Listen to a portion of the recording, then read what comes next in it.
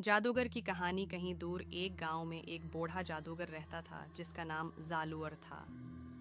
जालूर के बारे में मशहूर था कि वो अपने जादू से लोगों की परेशानियां हटा देता था, दूर करता है, मगर उसके जादू की कीमत हमेशा एक राज हुआ करती थी। लोग कहते थे कि वो जादू के बदले कुछ कीमती चीज लेता है, मगर ये चीज क्या होती है कोई नहीं जानता था।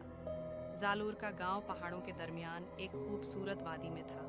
एक दिन गांव में एक नौजवान लड़की आर्या आई। आर्या एक बहादुर और ज़हीन लड़की थी, लेकिन उसकी आंखों में गम छिपा हुआ था।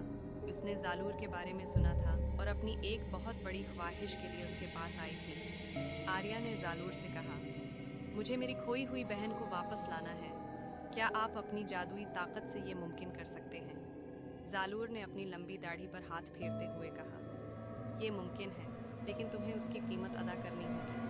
आर्या ने फौरन जवाब दिया, मैं किसी भी कीमत के लिए तैयार हूँ। जालूर ने एक शीशे का गलूब निकाला और उस पर अपना जादुई मंत्र पढ़ा। गलूब में धुंधला मंजर उभरने लगा और आर्या ने अपनी बहन को एक तारीख गार में कैद देखा।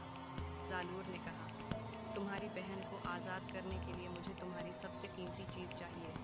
आर्या ने सोचते हुए पूछा, ये सबसे कीमती चीज़ क्या होगी? जालूर ने तुम्हारी हिम्मत।